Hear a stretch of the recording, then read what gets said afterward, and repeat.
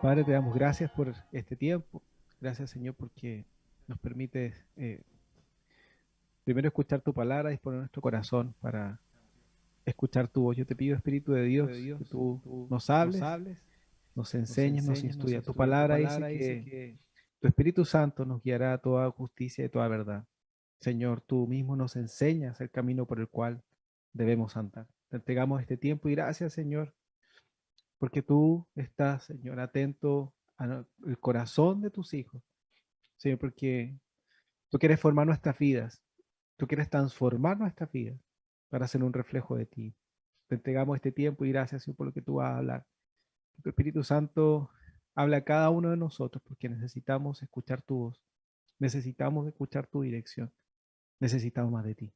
Te damos gracias, dejamos este tiempo expectante, Señor, a lo que tú tienes que hablar a cada corazón necesitado, a cada uno de nosotros, conforme a tu promesa. En el nombre de Jesús.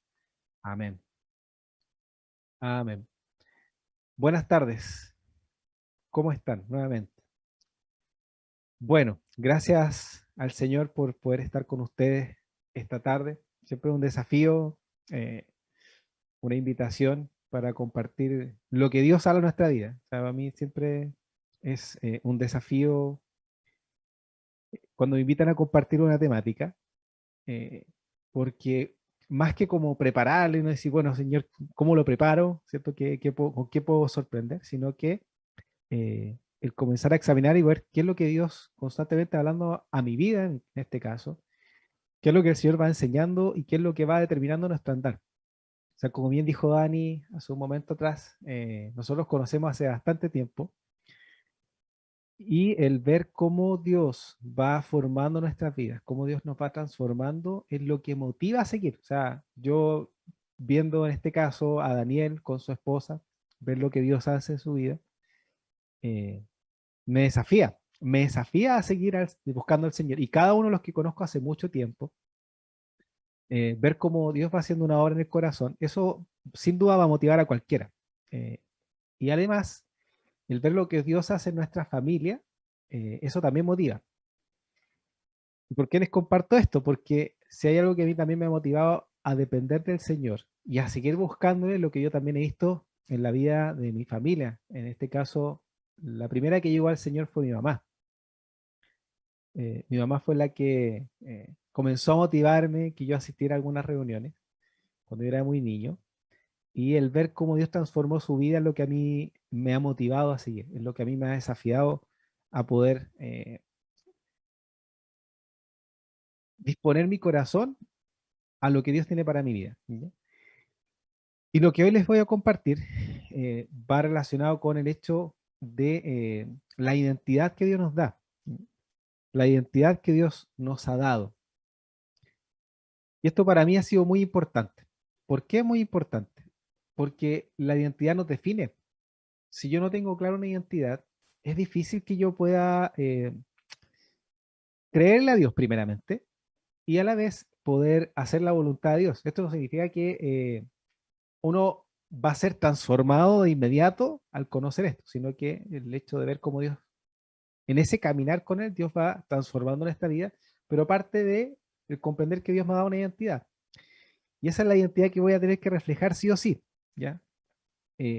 No se trata de ser un buen cristiano, ser una buena persona, eh, ser una persona que hace buenas obras, sino el comprender el llamado que Dios nos ha hecho a cada uno, ¿ya? Y por eso esta reflexión o esta meditación la podemos nombrar, ¿cierto? O darle ese título de reflejando la identidad. ¿Y por qué reflejando una identidad? Como yo les decía hace un momento, eh, que me motivó a mí o me ha motivado a buscar al Señor es lo que yo he visto en mi familia, lo que yo he visto en mi madre. Mi mamá fue una mujer que Dios transformó completamente. Mi mamá era una mujer que se iba a suicidar en un momento y en ese momento Dios la alcanza. ¿Ya? Eh, Alguien le habla de Cristo, ama a un compañero, hace ya bastante tiempo, y el asunto es que ese día cuando yo me fui de mi casa al colegio, yo, bueno, lo típico era mi mamá nos retaba, mi mamá nos decía muchas cosas que en definitiva lo único que generaba era angustia a nuestra vida o a mi corazón. Por lo tanto, cuando llegábamos nosotros a la casa en la tarde, teníamos clase en la mañana, mi mamá siempre nos esperaba o llegaba y nos retaba, por lo tanto nosotros siempre con temor esperábamos ese momento. El asunto es que cuando ella llega por la tarde ese día, eh, mi mamá le cambió hasta la cara, ¿ya? O sea, llegó con una cara distinta, llegó con una sonrisa, lo cual era muy extraño. Y eso me llamó mucho la atención. Y el asunto es que le preguntamos a mi mamá qué le había pasado, por qué llegó distinta. La pregunta de un niño, yo tenía en ese entonces 10 años, le preguntábamos con mi hermano, mamá, ¿qué hiciste? ¿Fuiste a la peluquería? ¿Fuiste a, no sé, a, eh, a un spa? No tengo idea. No sé, hicimos muchas preguntas. Mi mamá decía, no, no fui a ninguna parte. Y nosotros, entonces, ¿por qué estás distinta? Porque se notaba distinta, radiante. Y ella dice, no, conocí a Cristo. Que nos diga eso para nosotros es como, ya, ¿y qué significa eso? Y ahí nos comentó cómo fue ese proceso, cuál ella en ese momento, ese día se iba a suicidar, llamó a la mamá de un compañero, esa mamá y compañero le invitó a una reunión de damas en el año 93 y ahí le hicieron hacer una oración, que es la oración de fe, al final de la reunión de damas.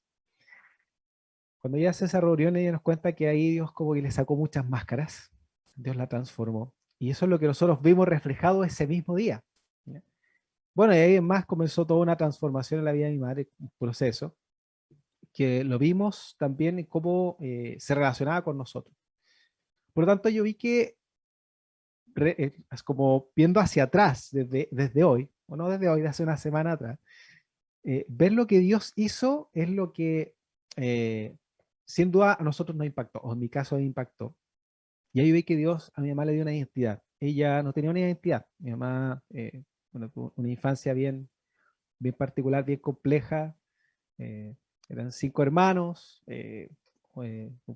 un padre separado, un padre ausente.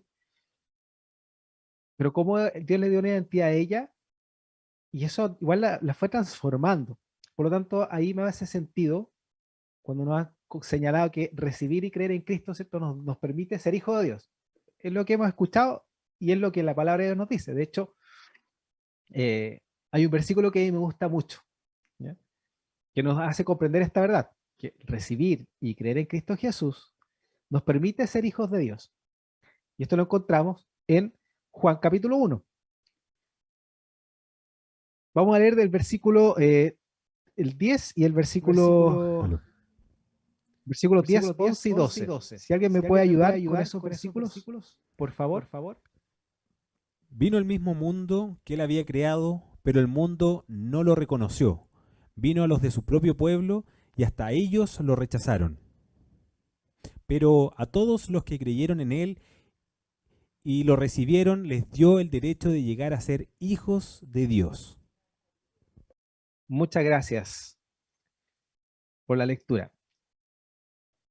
Esos pasajes para mí han sido muy determinantes en los últimos años de mi vida cristiana. Y me han hecho comprender lo que Dios ha hecho en el proceso desde que el Señor vino a nuestra familia.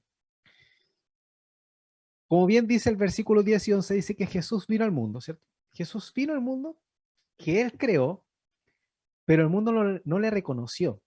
Vino lo de su propio pueblo y hasta ellos le rechazaron. Si nosotros examinamos nuestra vida hasta acá, es muy probable que no, en algún momento de nuestra vida nosotros hayamos escuchado de Cristo, pero pasó el tiempo y hubo un momento en particular en que el Señor llegó a nuestro corazón, pero hasta ese entonces muchas veces nosotros lo rechazamos. Que es un poco lo que uno ve, ¿cierto? En la Biblia con el pueblo de Israel. Pero es interesante que lo que acontece en nuestras vidas también. Nosotros rechazamos a Cristo. Hasta que en un momento algo particular hace que nuestro corazón se sensibilice para conocer a Cristo, ¿cierto? ¿Qué es lo que dice en el versículo 12? Que es una verdad tremenda. Que ahí es donde dice en la versión NTV, todos los que creyeron en Él y le recibieron, les dio el derecho de llegar a ser hijos de Dios. Es interesante los requisitos que nosotros vemos acá para ser hijo de Dios. En otra versión dice, para llegar a ser hijo de Dios. Les dio la facultad de llegar a ser hijo de Dios o ser llamados hijos de Dios. El hecho de creer y recibir a Cristo. Cuando mi mamá conoce a Cristo y tiene ese encuentro con Cristo, sin duda que mi mamá nos comienza a involucrar con esta nueva vida en Cristo. Nos comienza a hablar de la Biblia, nos comienza a leer la Biblia, nos comienza a mostrar lo que es orar, que es lo que ella iba aprendiendo, o sea, lo que ella absorbía nos entregaba, lo que ella iba viviendo nos entregaba. Pero eso no generaba algo tan determinante en nuestro corazón respecto a una relación con Cristo. Nosotros estábamos ahí como niños, escuchábamos, sin duda que nos generaba, a mí por lo menos me generaba inquietud lo que escuchaba, me generaba temor lo que escuchaba respecto de la palabra de Dios. Pero no había una identidad. De hecho, imagínense, 10 años. En los 10 años, los años 90, uno, en mi caso, buscaba una identidad. Había muchos referentes.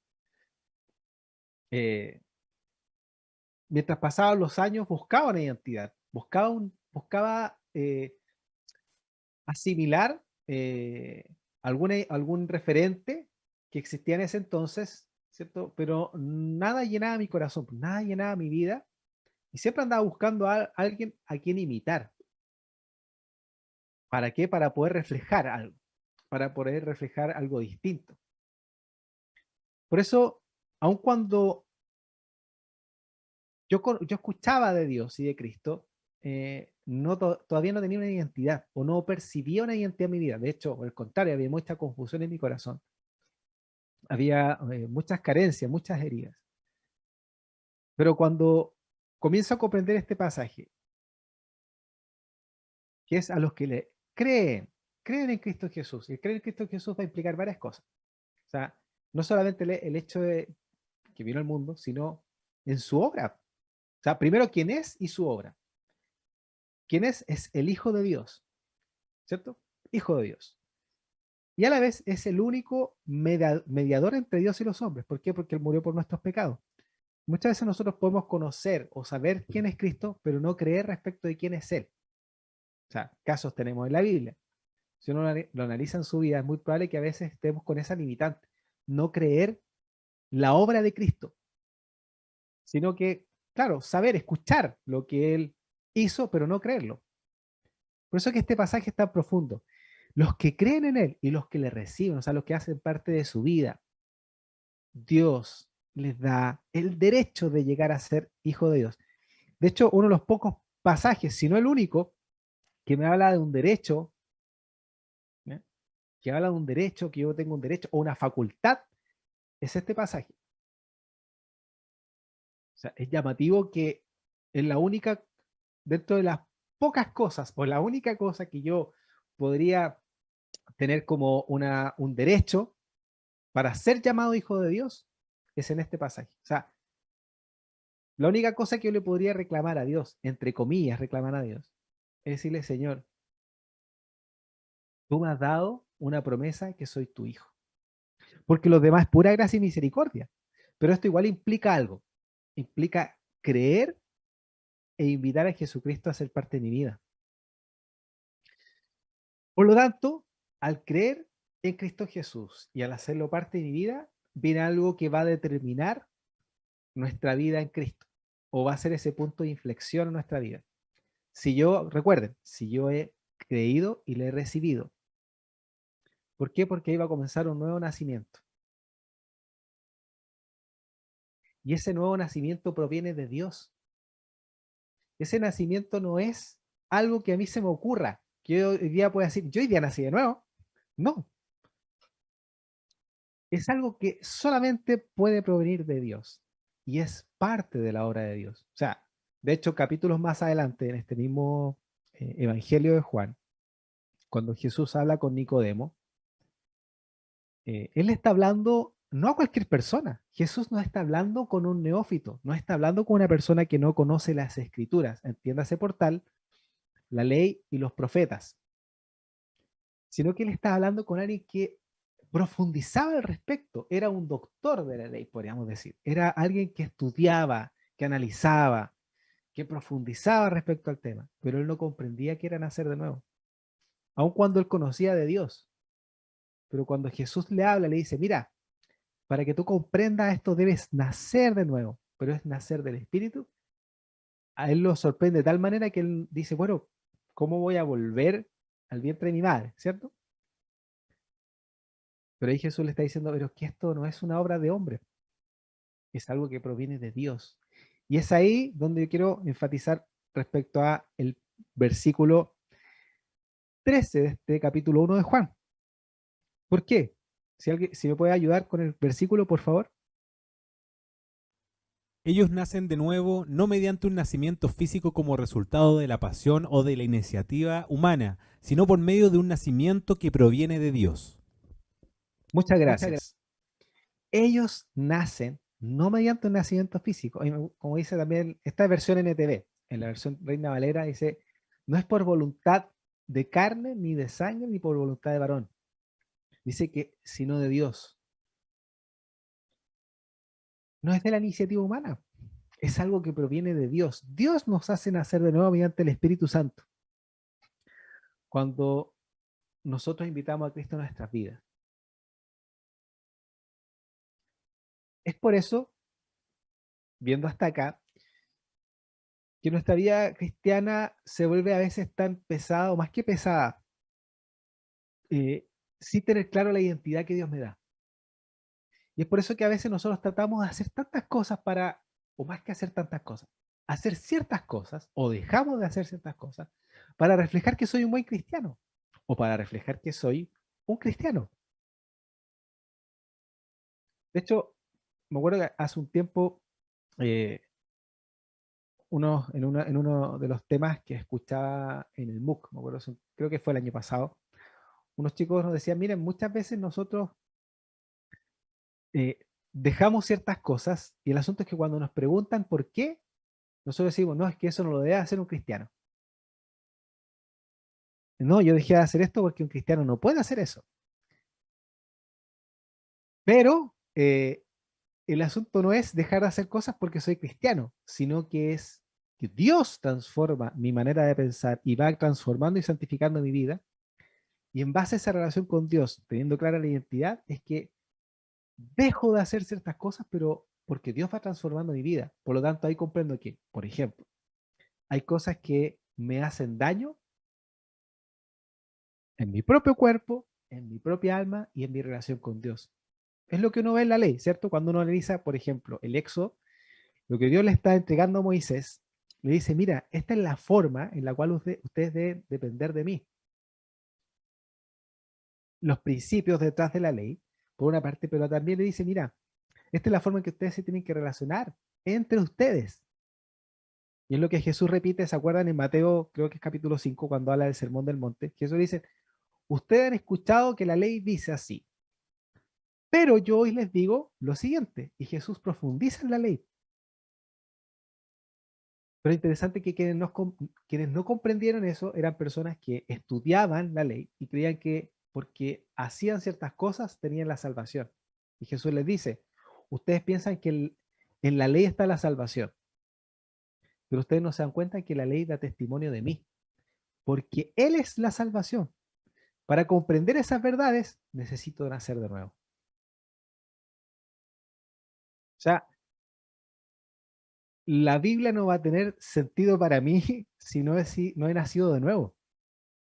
Por eso que una vez se trata de, por ejemplo, cuando vemos ciertas cosas que la Biblia de frente prohíbe. Hay cosas que uno lee, por ejemplo, las cartas de Pablo. Pablo dice, oye, esto es así, es tajante, ¿cierto? Y uno lo va a tratar de hacer y puede que falle en el intento, porque lo que he visto en mi vida, porque muchas veces no he tomado, o mejor dicho, no he comprendido que es el Señor el que me va a llevar a mí a apartarme de esas cosas, porque es el Señor el que me transforma. Y voy a dejar de hacer eso por amor a Dios, porque he nacido de nuevo. Este nacimiento solo y única y exclusivamente proviene de Dios. Y como nacemos de nuevo, Dice que Dios nos ha dado el espíritu de su Hijo, por el cual nosotros podemos clamar a Padre. Y de hecho me gusta mucho este capítulo 1 de Juan porque es tremendo este capítulo, cómo nos habla de Jesús y cómo nos muestra que el Dios se hizo carne para hacernos hijos de Dios por medio de Jesucristo, pero también para habitar en nosotros. O sea, Jesús vino a morar en nuestras vidas y esa presencia de Dios en nosotros es la que nos va transformando. No hay otra manera, no hay otra manera de ser transformados. De hecho, cuando leemos el mismo capítulo 1 de Juan, el versículo 14, dice algo que es tremendo. Y la palabra se hizo carne y habitó entre nosotros y vimos su gloria, la gloria que corresponde al unigénito del Padre, en plenitud de gracia y de verdad. Muchas gracias. Dice la palabra, Jesús, el verbo, se hizo carne y se habitó entre nosotros. En otra versión, en la BTX, si no me equivoco, dice que Jesús vino a tabernaculizar. ¿Se acuerdan lo que era el tabernáculo? Nos vamos a ir mucho más atrás en el Éxodo. El pueblo de Israel sale de Egipto. Dios saca al pueblo de Israel de Egipto a través de Moisés. Lo lleva al desierto para llevarlos a una tierra donde iba a fluir leche y miel, una tierra prometida, una tierra donde el pueblo de Israel iba a aprender a vivir con Dios, dependiendo de Dios, para reflejar a Dios, ¿cierto? En ese proceso, o en ese caminar, es donde Dios le da una instrucción a Moisés y dice, miren, tú vas a hacer un lugar con ciertas características, con ciertas medidas, y ese lugar yo te voy a hablar. Y ese lugar que se denominó el tabernáculo, ¿cierto? Y es una morada. Eso es el tabernáculo, no es una morada. Y físicamente era una carpa, una tienda. Recordando que donde se habitaba en ese entonces, las personas que iban de un lugar a otro eran tiendas, ¿sí? Que eran carpas. Dios le dice a Moisés que construya una tienda con ciertas características que iba a contener en su interior ciertos elementos. Si uno examina cada uno de esos elementos, le va dando una pincelada de lo que iba a ser la presencia de Dios en la vida del hombre. Como por ejemplo, el arca del pacto, que era la presencia de Dios, el candelero, la luz que iba a estar encendida en todo tiempo, y también, por ejemplo, con la mesa donde iban a estar los panes de la propiciación. Perdón, sí, efectivamente, los panes, que eran 12 panes que se ponían en una mesa, ¿cierto? Y cómo el Señor, a través de eso, le está reflejando la presencia de Dios en medio del pueblo de Israel, ¿cierto? En medio del pueblo de Israel. Y de hecho, físicamente estaba en medio del pueblo. Las tribus se distribuían alrededor del tabernáculo. Y interesante cuando llegamos acá, a Juan capítulo 1, Juan nos describe esa situación de Éxodo en un versículo. Y dice que esta palabra se hizo carne. En ese momento fue la palabra verbal a través de una instrucción a Moisés. Y eso se reflejó a través del tabernáculo, que fue la carta. Pero acá, Juan lo que está diciendo, dice, miren, lo que aconteció en ese momento en Éxodo, acá está aconteciendo a través del Hijo de Dios que se hizo carne. Jesucristo es Dios hecho carne. ¿Para qué? Dice, para habitar entre nosotros. Desciende, ¿cierto? Y dice que ahí vimos su gloria en Jesús. En el tabernáculo, Moisés se reunía con Dios y la nube descendía y estaba la gloria de Dios a través de la nube. Pero interesante que acá cuando desciende Jesús, es Jesús la gloria de Dios. Dice, y la gloria que corresponde única y exclusivamente al unigénito del Padre. ¿A qué nos lleva esto? Que el Señor cuando viene a nuestras vidas la gloria de Dios comienza a transformar nuestras vidas. Para mí esto es tremendo porque ahí uno va viendo que efectivamente cuando el Señor viene a mi vida, impacta mi corazón, comienza un proceso de transformación, porque es la misma presencia de Dios en mi vida. Por eso que el Espíritu Santo me va llevando a qué, por ejemplo, a no hacer ciertas cosas. Por eso cuando uno, si le ha pasado a usted, ante ciertas situaciones, está esa voz que es del Espíritu Santo que dice, no lo hagas, o haz esto otro. O pone esa inquietud, ¿cierto? Respecto a ciertas cosas y como dice, no, es que no siento esa paz para hacer tal cosa. O me siento intranquilo. Y es el Espíritu Santo. Porque es la presencia de Dios en nuestras vidas. Y está en cada uno de nosotros.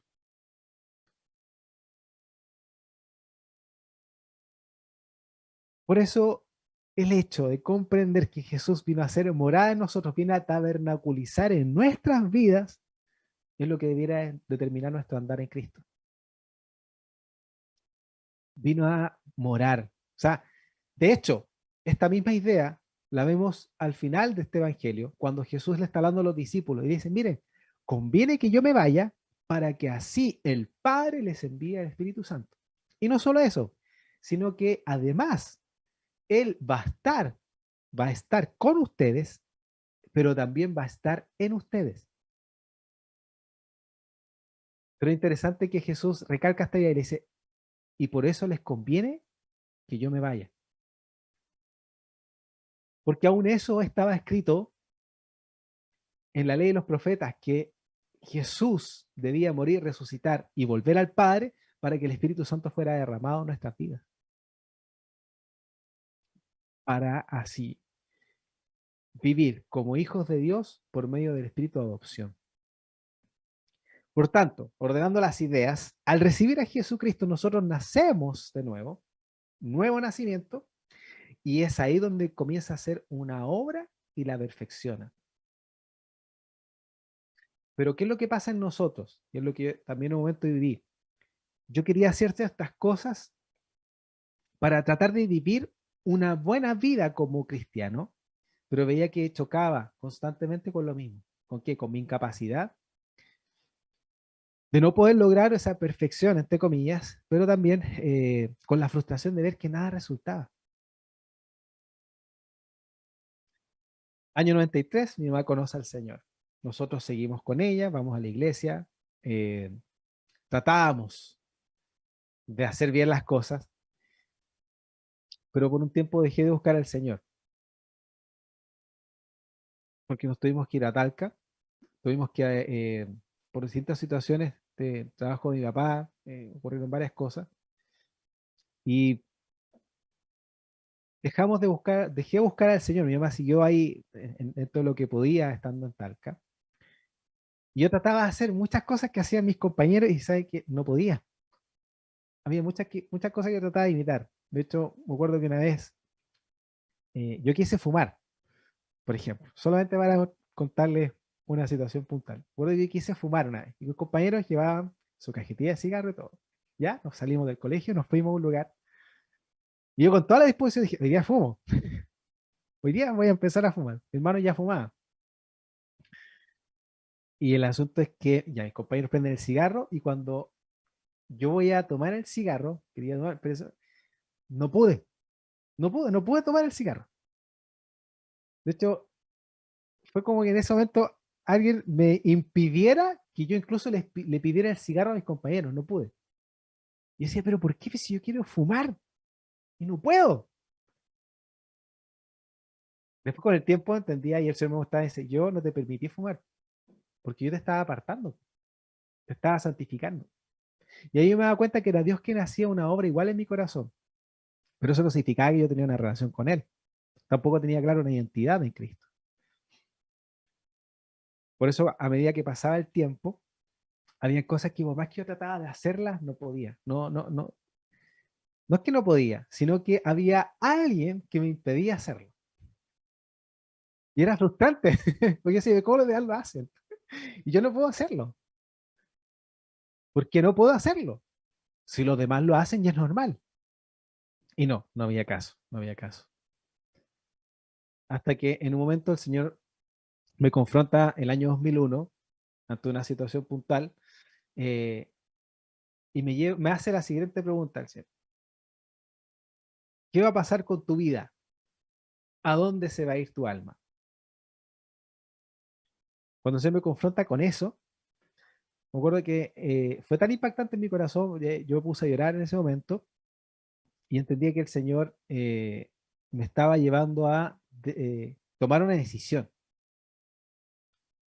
de hacerlo parte de mi vida o seguir viviendo con Él fuera de mi vida y yo tratando de hacer ciertas cosas, pero viviendo una dualidad entre lo que era llamativo de este mundo, pero para lo que Dios también me había llamado.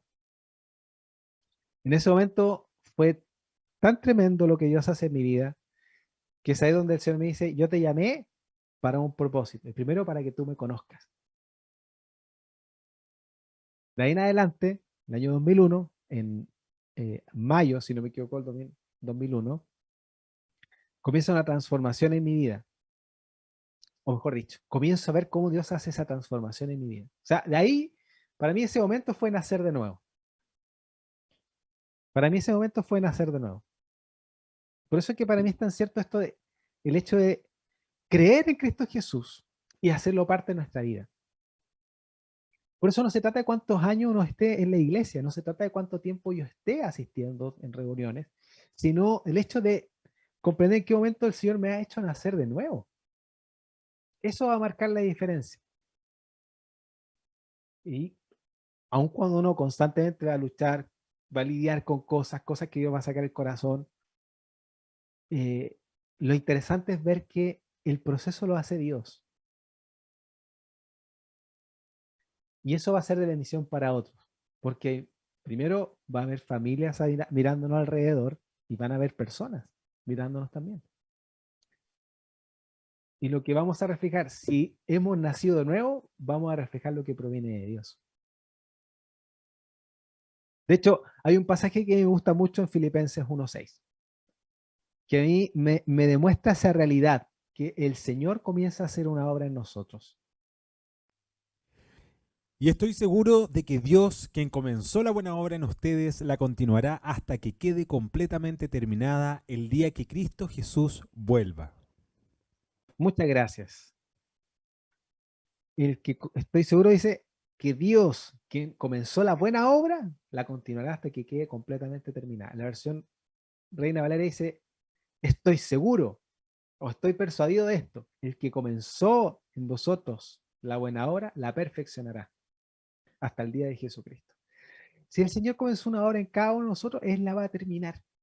El Señor no deja cosas a media. O cuando uno lee el Génesis, uno ve a Dios dejando la creación a media, ¿cierto? De hecho, cada vez que terminaba algo Dios, ¿qué es lo que decía? ¿Alguien se acuerda de esa frase? La puede escribir por el chat. ¿Se acuerda lo que decía cada vez que terminaba algo? Lo puede escribir o lo puede decir a viva voz. Es bueno. Dice, y era bueno. Y Dios lo consideró bueno.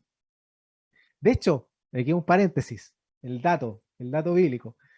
Lo único, y aquí voy a ser enfático, lo único que Dios no consideró bueno fue que el hombre estuviera solo. ¿Se acuerdan? Dice, no es bueno que el hombre esté solo. Eso es lo único que Dios no consideraba bueno en ese entonces, porque toda su creación, como dice Claudia, dice, era bueno en gran manera. Lo que Dios hace es bueno. Si yo lo leo de otra manera, lo que sale en la Biblia, nada de lo que Dios hace es malo. O nada de lo que Dios tiene para nuestra vida nos va a dañar. Y dicho de otra manera, todo lo que este mundo me ofrece daña mi vida, porque es malo. Uno puede decir, pero ¿cómo va a ser malo? ¿Cierto? ¿Cómo lo que ofrece un mundo? La tecnología que es tan buena. Sí, pero todo va a pasar.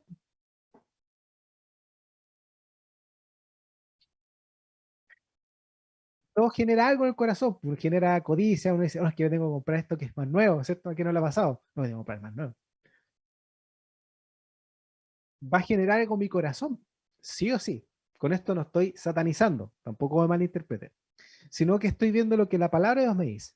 Lo que Dios hace es bueno porque perdura y tiene un propósito y permanece. Lo que este mundo hace, no.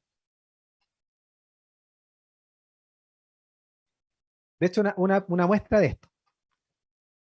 Jeremías 29:11. Si alguien lo puede leer, por favor, me podría ser de mucha ayuda. Jeremías 29:11. Se puede desmutear en la versión que usted quiera.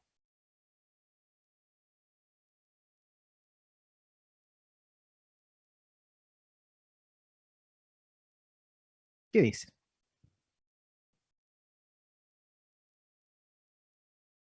Porque yo sé los pensamientos que tengo acerca de vosotros, dice el Señor, pensamientos de paz y no de mal, para daros el fin que esperáis.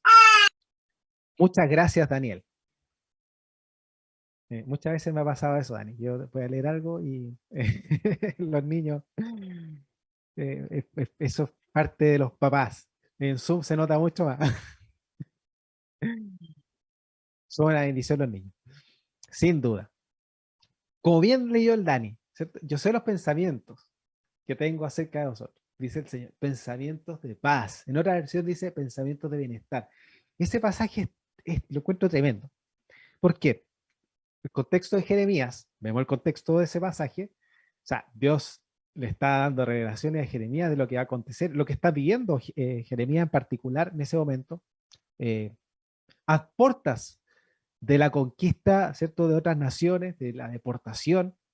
Era tremendo lo que estaba viviendo Jeremías y el pueblo de Israel, producto del pecado. No fue producto de la nada, fue producto de algo que ellos contravinieron lo que Dios le había dicho. De hecho, uno va a Deuteronomio, por ejemplo, Deuteronomio se le dice, miren, si ustedes se apartan de mí, se van en pos de otros dioses, hacen lo que desagrada, etcétera, lo que les va a venir esto. Lo que vemos descrito en Jeremías es lo que Dios le anunció ya muchos años atrás, pero la desobediencia, ¿cierto? La rebeldía de nuestro corazón se ve reflejada en ese momento.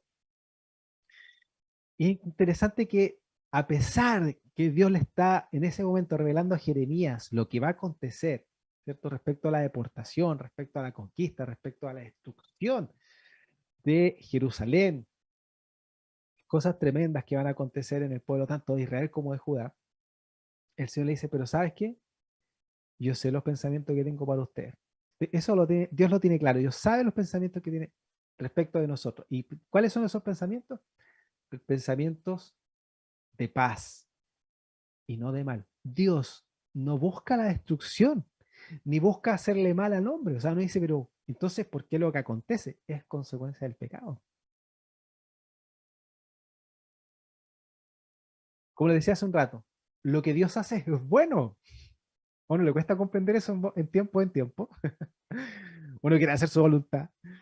Pero como el Señor a uno le va haciendo comprender que lo que Él tiene siempre es bueno. O sea, como bien dijo Dani, en un momento yo era soltero, y uno cuando quiere casarse, dice, oh, yo quiero casar, y uno piensa, ¿cierto?, en que el plan que uno tiene es muy bueno. Pero cuando uno es tratado por el Señor y uno aprende a depender de Dios, uno se da cuenta que el plan de Dios es mucho mejor que el nuestro. Lejos, lejos, es mucho mejor. Y en cualquier área, no solamente el área emocional, sino que uno en la profesional y dice, oh, es que yo estudié para esto y no me llega ningún trabajo. Bueno, Dios tiene algo mejor. Y si no, ¿para qué estudié? Si no voy a desempeñar lo que estudié, desperdicié plata. Y bueno, si el Señor lo lleva a otra cosa, es por algo. Es porque el plan de Dios es bueno. Uno no lo ve de inmediato, pero cuando uno comienza a comprender esta verdad, es cuando uno es tratado en el corazón con esa independencia, uno empieza a conocer que lo que Dios tiene es bueno. ¿Por qué? Porque como leíamos en Filipenses, el que comenzó la buena obra, Dios comenzó una buena obra, la va a terminar. Por lo tanto, es en este nuevo nacimiento que reflejamos una identidad y vamos reflejando también ese proceso de Dios en nuestras vidas. transformados a la imagen de Dios, a la imagen del Padre. Somos transformados para reflejar lo que proviene de Dios. ¿Ya? Para eso somos transformados, para eso somos alcanzados. De hecho, como dice en 2 Corintios 3:18. Así que todos nosotros, a quienes nos ha sido quitado el velo, podemos ver y reflejar la gloria del Señor. El Señor, quien es el Espíritu, nos hace más y más parecidos a Él, a medida que somos transformados a su gloriosa imagen. Muchas gracias. Todos nosotros, a los que nos ha sido quitado el velo, podemos ver y reflejar la gloria del Señor. Eso es importante. Esa frase al comienzo es determinante. Si nos ha sido quitado el velo.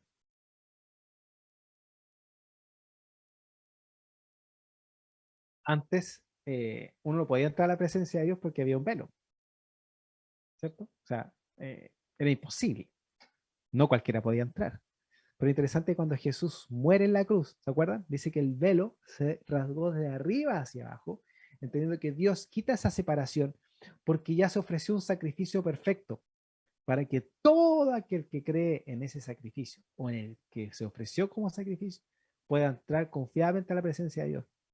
Por eso dice, si nos ha sido quitado el velo creyendo en Cristo Jesús, podemos ver y reflejar la gloria del Señor. No significa que acá uno va a ser hoy la persona más santa del mundo, ¿cierto? Hoy la persona buena. Todo. Con todas nuestras carencias y debilidades, lo que vamos a reflejar va a ser la obra de Dios. Eso es lo que vamos a reflejar, la obra de Dios, cómo Dios nos transforma. Si hay cosas que nos cuestan, bueno, Dios lo va a transformar a su debido tiempo. Porque dice que el Señor, quien es el Espíritu, nos hace más y más parecidos a medida que somos transformados a su imagen. El asunto es que vamos a ser perfectos cuando estemos con el Señor, no antes. Pero eso no cree que es ahora. Como que hoy día, conocí a Cristo, hoy día tengo que ser perfecto, ¿no? Eso no es lo que enseña la Biblia, porque son procesos. Y en esos procesos vamos a vivir situaciones que son complejas, son difíciles, dolorosas. Pero cada una de esas cosas tiene un propósito. Cada una de las cosas que nosotros vamos a vivir tiene un propósito. De hecho, si usted se diera hasta hoy, ¿qué cosa ha vivido hacia atrás? ¿Qué cosa le ha tocado enfrentar? ¿Qué cosa le ha dolido en lo profundo de su corazón? ¿Qué le ha hecho tambalear en la fe? Pero, ¿qué es lo que Dios le reveló respecto de lo que Él es en ese momento? O sea, para mí los momentos más tristes de mi vida, el Señor siempre me ha revelado algo de Él. Cosas que a veces son dolorosas, que me han confrontado, me han dolido, eh, me he sentido muy frustrado y el Señor siempre ha tenido algo que hablar a mi corazón. ¿Por qué? Porque esas son situaciones en las cuales nosotros vamos siendo formados por Él, pero también para aprender a obedecerle. Por ejemplo, cuando un plan se frustra, y uno dice, pero ¿por qué, Señor, si yo te he buscado y por qué tú no permites que yo logre esto? Como poniéndole el currículum al Señor. O sea, si yo he sido un siervo fiel, me merezco ciertas cosas. Pero cuando uno se detiene y dice, Señor, eso es lo que yo quisiera. Pero ¿qué es lo que tú quieres? Y uno, estoy seguro que uno va a comprender en el Señor que Dios está enseñando algo, pero también está preparando para algo. O también para que me vuelva a Él. Me gusta lo que dice en Corintios, dice que la tristeza de este mundo es para muerte, pero la tristeza que proviene de Dios produce un arrepentimiento para salvación. A veces uno dice, pero ¿por qué esto no resulta? Si he buscado a Dios, he servido, pero a lo mejor hay algo que Dios quiere sacar también del corazón, quiere transformar. Y para eso permite situaciones dolorosas también. Frustración. Para que yo me vuelva completamente a Él. De hecho, aquí yo quiero que alguien que me ayude con Hebreos 5:7. Porque acá tenemos un ejemplo gráfico de por qué es tan importante los procesos y por qué los vamos a tener que vivir sí o sí. A mí este pasaje me gusta mucho y constantemente lo comparto. Alguien puede decir, oye, este gallo siempre repite las mismas cuestiones. No voy a descubrir la rueda, ¿cierto?, en la Biblia, sino que probamos a profundizar en lo que Dios quiere hablar en nuestras vidas. Y este es un pasaje donde uno comprende una realidad tremenda. Si me ayuda con Hebreos 5:7, por favor. Mientras estuvo aquí en la tierra, Jesús ofreció oraciones y súplicas con gran clamor y lágrimas al que podía rescatarlo de la muerte. Y Dios oyó sus oraciones por la gran reverencia que Jesús le tenía. Tremendo. O sea, mientras Jesús estuvo acá en la tierra, dice que ofreció oraciones y súplicas con gran clamor. Uno muchas veces piensa que Jesús, claro, vivió lo que fue la pasión de Cristo, que conocemos como la pasión de Cristo, Isaías 53, todo ese periodo o ese proceso del momento que Judas lo entrega, pero Jesús en su vida en sí, dice que ofreció oraciones y súplicas con gran clamor y lágrimas al que podía rescatarlo de la muerte. Jesús, teniendo claro su propósito, le generaba una angustia tremenda. O sea, imagínense que usted desde, no sé, que ya comienza a tener nociones, ¿cierto?, de respecto a ciertas cosas, le digan, mira, ¿sabes qué? Tú vas a morir a tal edad. O sea, sería terrible, ¿cierto? Genera angustia. Aun cuando uno en el Señor sabe que va a morir. De hecho, el Señor nos enseña a no tenerle temor a la muerte. Pero sin duda que produce algo en el corazón el saber que ese es mi propósito. O sea, que a eso vine. Toda mi vida va a ese momento. O sea, Jesús sin duda que tiene que haberle generado una angustia tremenda. O sea, pongámoslo así, cuando uno se enfrenta a una prueba, y una prueba, no sé, en el colegio, en la universidad, ¿cierto? Lo van a evaluar, uno se angustia, o sea, ¿cómo me iba a ir? Lo haré pasar, no sé, o el temor, ¿cierto?, a reprobar. Imagínense, sin esas cosas uno tiene angustia. ¿Cuánto más el hecho de saber cómo voy a tener que morir?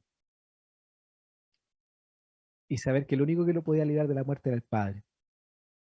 Cuando en Filipenses leemos, dice que Él, siendo Dios, dejó de lado eso como algo a que aferrarse y se humilló, ¿cierto?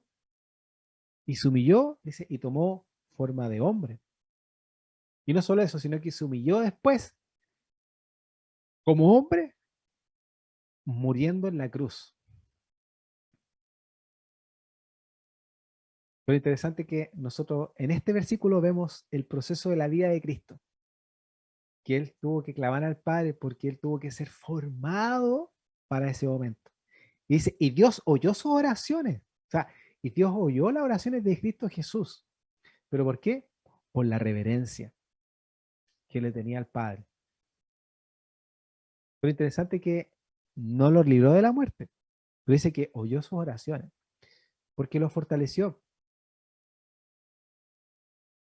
Cada vez le mostraba el propósito. Y como dice también en Hebreos, ¿cierto? Más adelante, Jesús vio más allá de la cruz lo que venía después. De hecho, si me ayuda con Hebreos 5, del 8 al 9, por favor.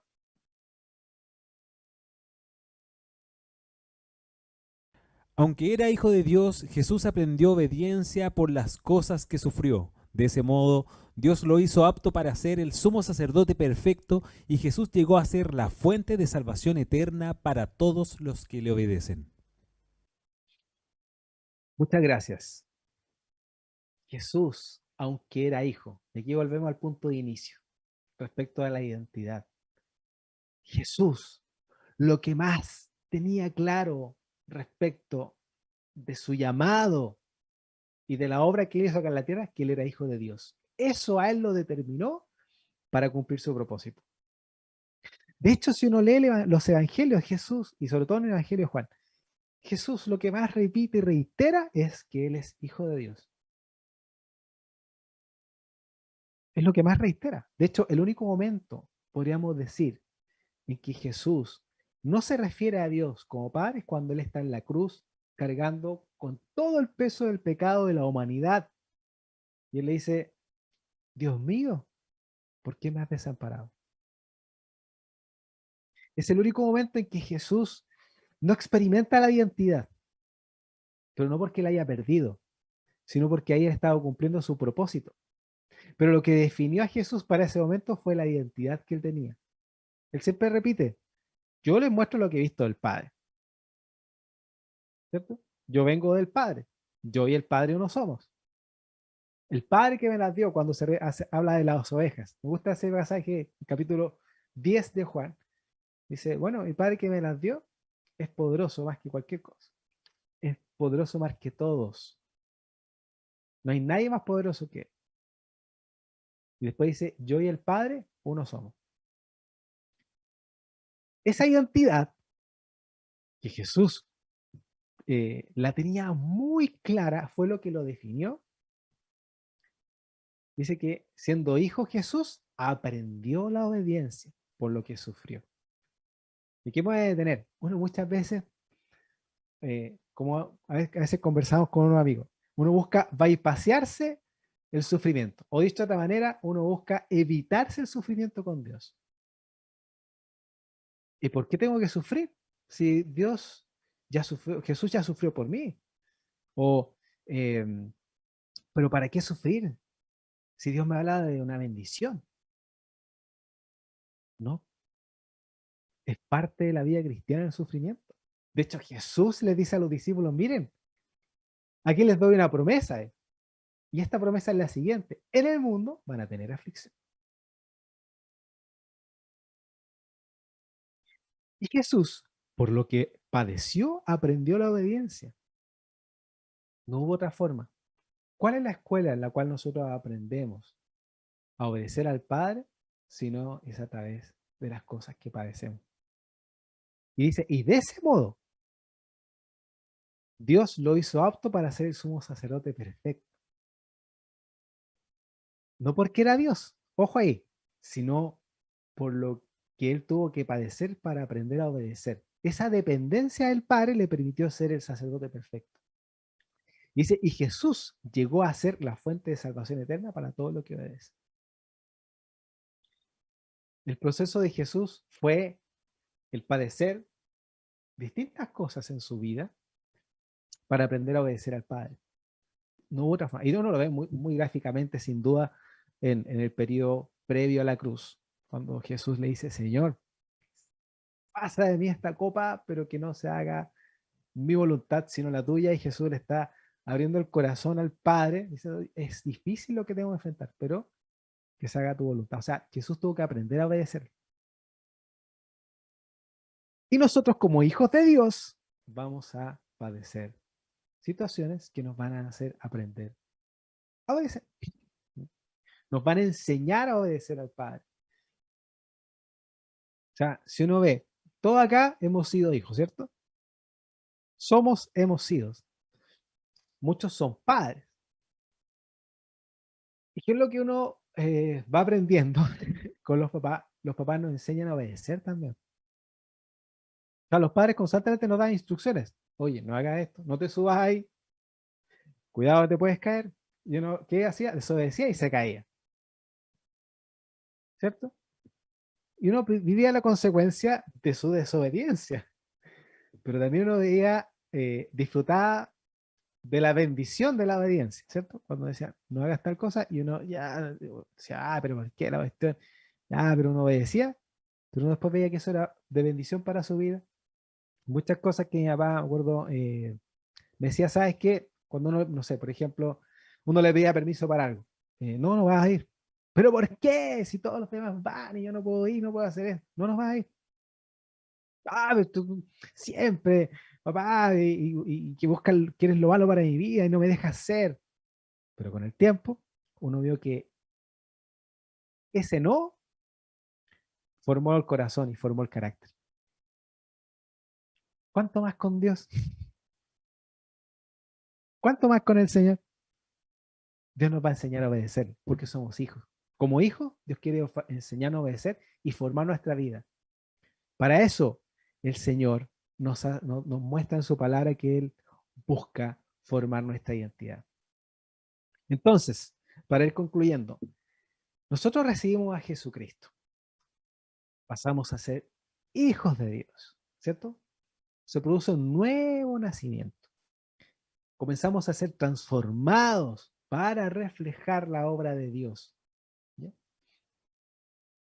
Y en ese proceso es donde nosotros aprendemos a depender del Padre en obediencia. Y Dios nos va formando para ser hijos de Dios.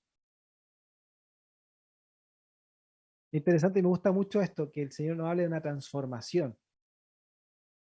Porque hay cosas que tienen que ser transformadas. Pero para eso debo nacer de nuevo. Si yo busco hacer algo sin haber permitido que Dios me haga nacer de nuevo, claro, es ahí donde no se frustra y nos choca.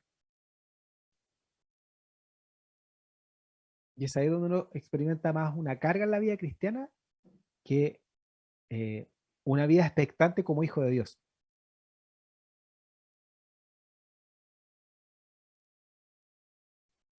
Por tanto, ¿qué es lo que estoy reflejando hoy en día? ¿Qué estoy reflejando en este tiempo? ¿O qué he reflejado? A lo mejor he reflejado un cristianismo muy riguroso, de cosas que no se deben hacer, muy esforzado. ¿En qué sentido? De las cosas que debo hacer bien para que Dios me ame más. Si hago esto bien, Dios me ama. No, es que si no hago, como que Dios voy a tener más aceptación con Dios. Yo no comprendo, o no he comprendido, como dice en Juan 3:16. Y esto debiera llevar a nosotros a comprender una verdad tremenda. La Biblia nos dice, y Dios los llegará a amar a medida que ustedes hagan medir las cosas.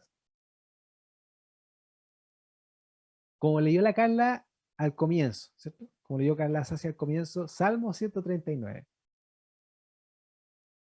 Ese salmo es tremendo. Es tremendo. El Señor dice que Él me formó, ¿cierto? Él me formó en lo secreto. Dice, bien, en lo oculto fui formado. Y no faltó ninguna de las cosas que estaban escritas en tu libro. Lo que describe el salmista ahí, uno lo ve de una manera sintetizada en Juan 3:16. Porque dice que de tal manera amó Dios al mundo, que dio a su único hijo, para que el que cree no se pierda, sino que tenga vida eterna. O sea, el Señor nos formó para que nosotros en un momento de nuestra vida tomáramos la decisión por Cristo Jesús, para reconciliarnos con el Padre. Como alguna vez yo escuché a alguien, no, yo de chiquitito he buscado a Dios. Como que Dios, por lo mismo, Dios tiene que bendecirme. No, lo que necesito es tener un encuentro con Cristo y reconocer mi necesidad de un Salvador. No hay otra manera, es lo que enseña la Biblia. Necesito un encuentro con Cristo. Lo que me da salvación no es una vida dentro de la iglesia. No porque nací en la iglesia, yo soy salvo, sino tuve un encuentro con Cristo. Porque Dios me llamó a ser un hijo de Dios. No me llamó a ser un buen feligrés. Y a eso los quiero motivar, a eso los quiero invitar. Ya a comprender que en nuestras vidas vamos a reflejar una identidad. Y esa identidad que vamos a reflejar en Cristo Jesús va a ser la de hijos de Dios. Y eso va a ser el testimonio para otros. Más que lo que yo pueda decir. O sea, sin duda que la palabra de Dios es viva y eficaz. Pero lo que más me llama la atención, como les contaba al comienzo del testimonio de mi madre, lo que me ha marcado y me convenció que Dios es real, es lo que yo vi en ese momento. Ese momento para mí fue un punto de inflexión respecto de que Dios sí existía. Porque vi a alguien transformado. Yo conocía a esa persona. Yo conocía a mi madre hasta los 10 años como era. Y no era para nada grato estar con ella hasta los 10 años. Pero después, cómo fue transformada, eso a mí me impactó. Y también ver lo que Dios hace en mi vida. Y lo que hace en la vida de mi esposa. Y lo que hace en la vida de aquellos amigos que conozco, que han conocido al Señor. Pero también he visto lo contrario. de aquellos que han dejado de lado al Señor y han vivido una vida religiosa, han vivido una vida con conceptos muy equivocados de Dios, o una vida de frentón rechazando a Dios. Eso también se refleja. Por tanto, para que oremos, ¿qué queremos reflejar? ¿Qué queremos reflejar a través de nuestras vidas? ¿O qué estoy reflejando también en este momento?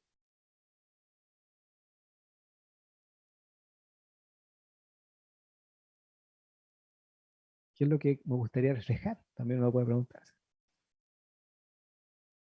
Pero como les decía, de aquí les regalo Jeremías 29:11. Tómenlo como el plan de Dios para sus vidas. Dios tiene para cada uno pensamientos de paz.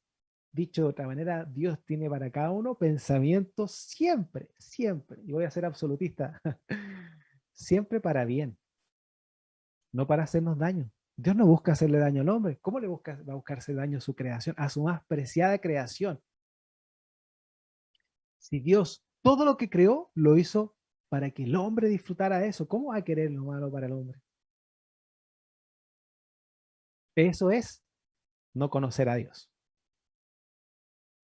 Si yo he pensado en algún momento en mi vida que Dios tiene lo malo para mí y que siempre frustra mis planes, ahí debo detenerme y decir, es probable que no conozca a Dios. O ¿qué Dios he armado en mi mente? Porque Dios, como dice en Jeremías, y Dios tiene claro lo que tiene para nosotros. O sea, eso es lo mejor, que Dios lo tiene muy claro. No es como que hoy se me olvidó. No me acuerdo lo que tenía para ti. Chuta, a ver, no sé, Constanza, no me acuerdo muy bien. Déjame revisar en los antecedentes. ¿Qué es lo que tenía para tu vida? No, dice, yo tengo claro lo que tengo para tu vida. Para Cecilia,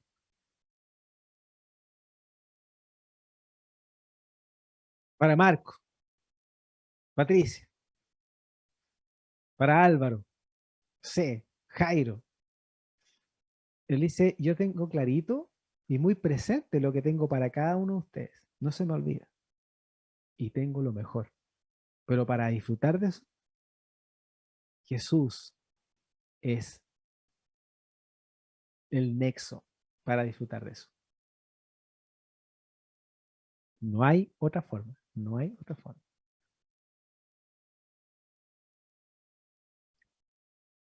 Oremos.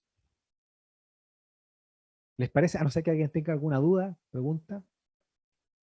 Pasamos a orar.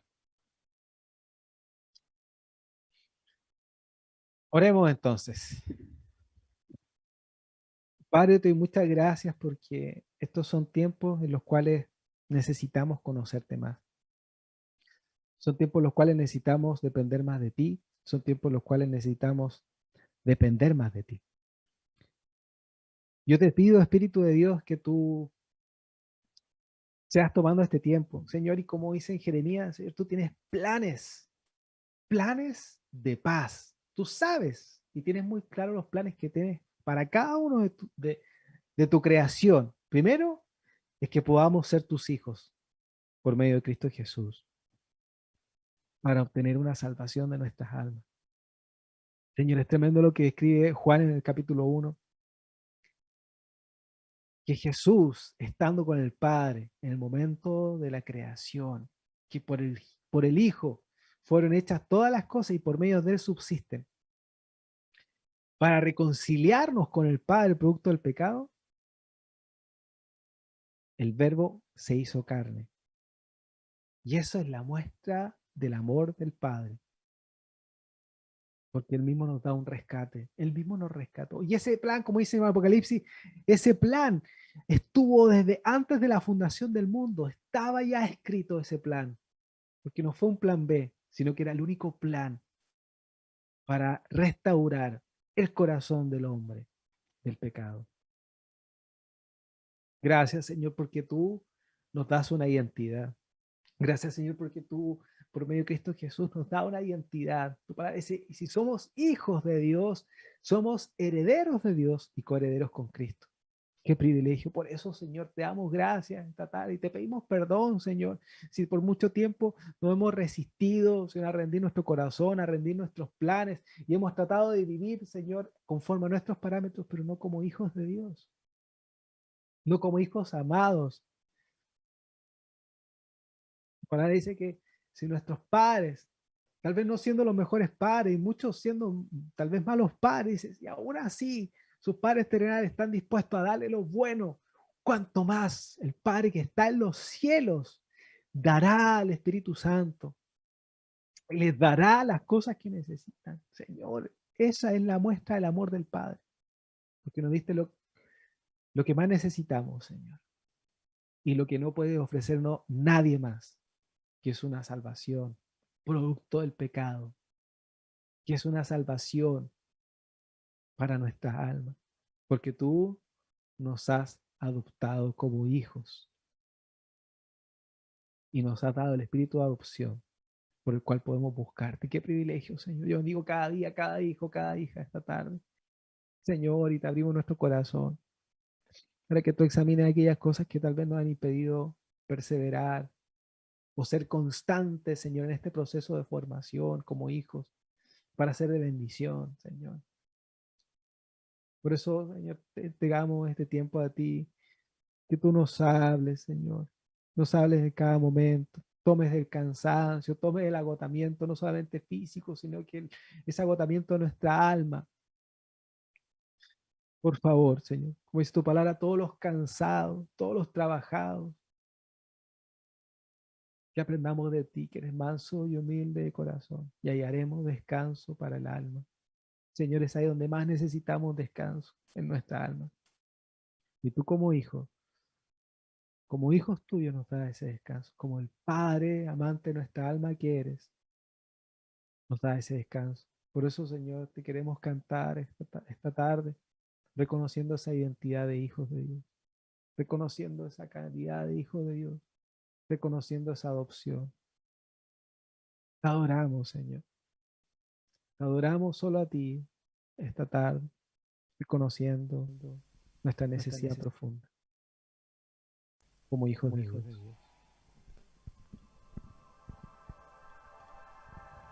Me envuelves hoy con una canción, melodía de tu amor. Cantas libertad en mi adversidad hasta que huya el temor. Ya no soy esclavo del temor, yo soy hijo de Dios. Ya no soy esclavo del temor, yo soy hijo de Dios. Oh, oh,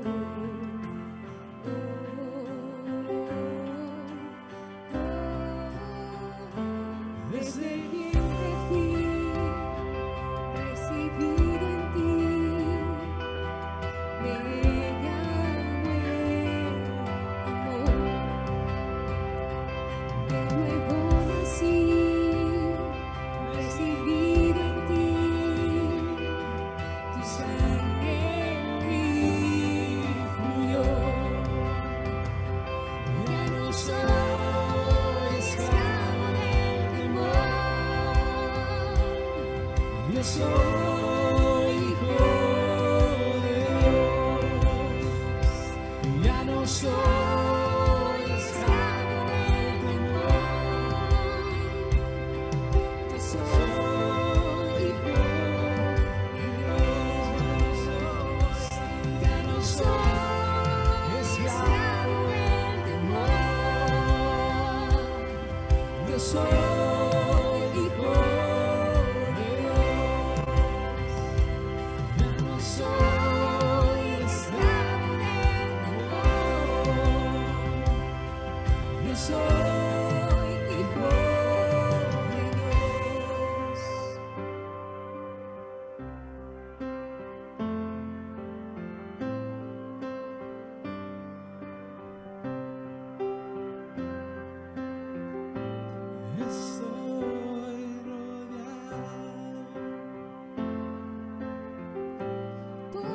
los brazos del Padre.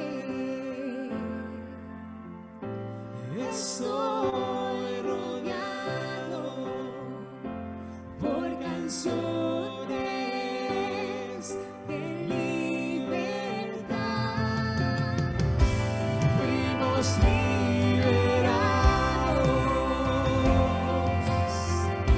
de ataduras. Somos los hijos y las hijas, cantaremos libres. Oh, oh, oh,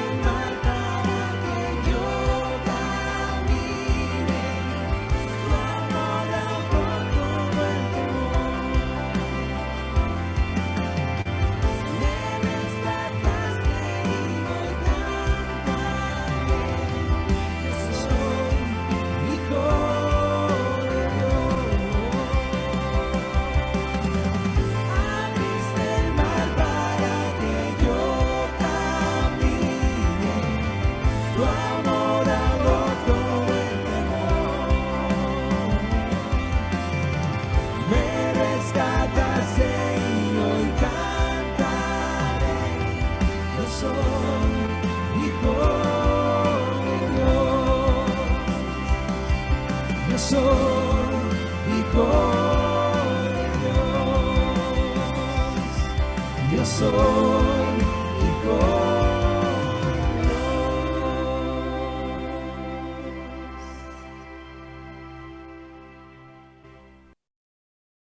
Señor, yo te doy muchas gracias porque tú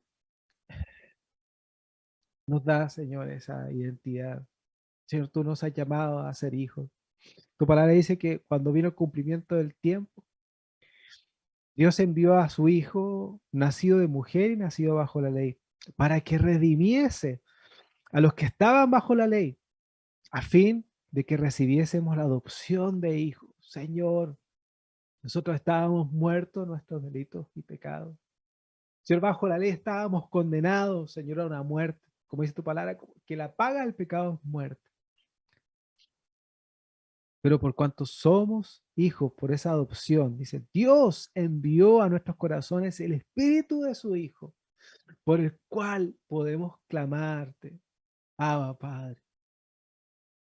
La única manera en la cual te podemos clamar y conocer como padres por medio del espíritu de adopción.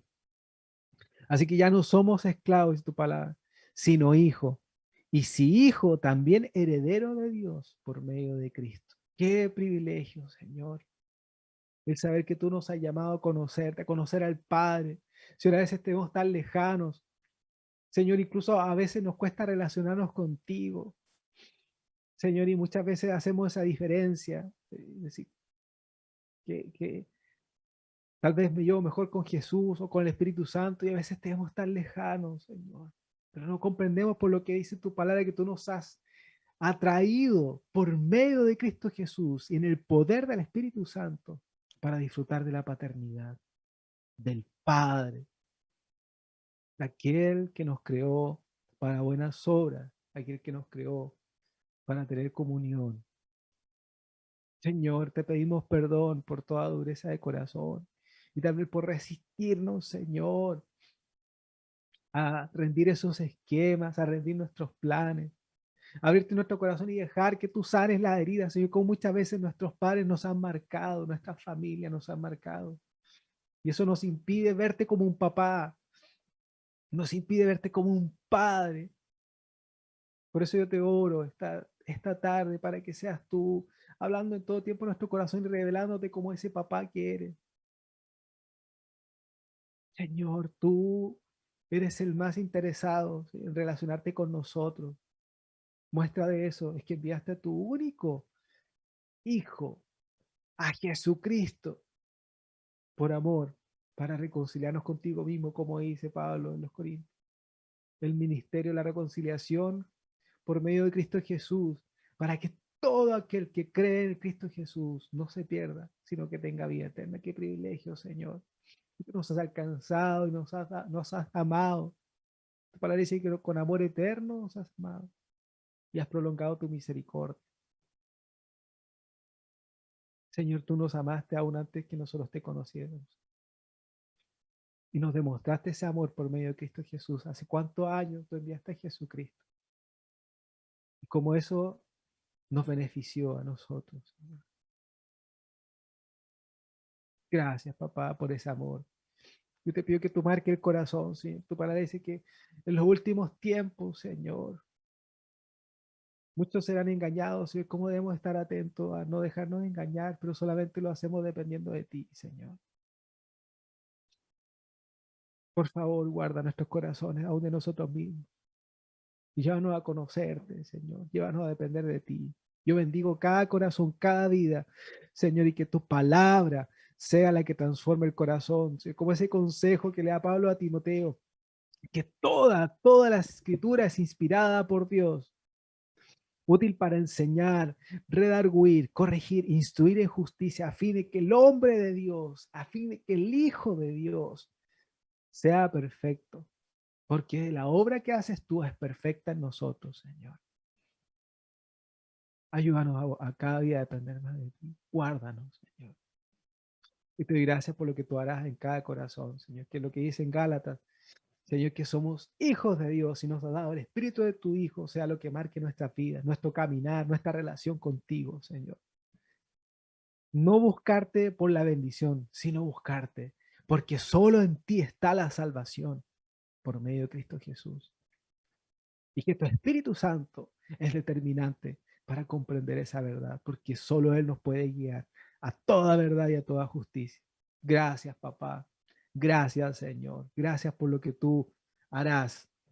Fiel es el que prometió, dice tu palabra. Fiel es el que prometió. Y el que comenzó la buena obra en nosotros la perfeccionará hasta el día en que Jesucristo venga. Por eso te alabamos. Te damos muchas gracias. Bendigo cada vida, Señor. Toma cada circunstancia que estén viviendo. Toma las tristezas, las frustraciones, Señor, el dolor. Toma las dificultades, toda enfermedad, Señor.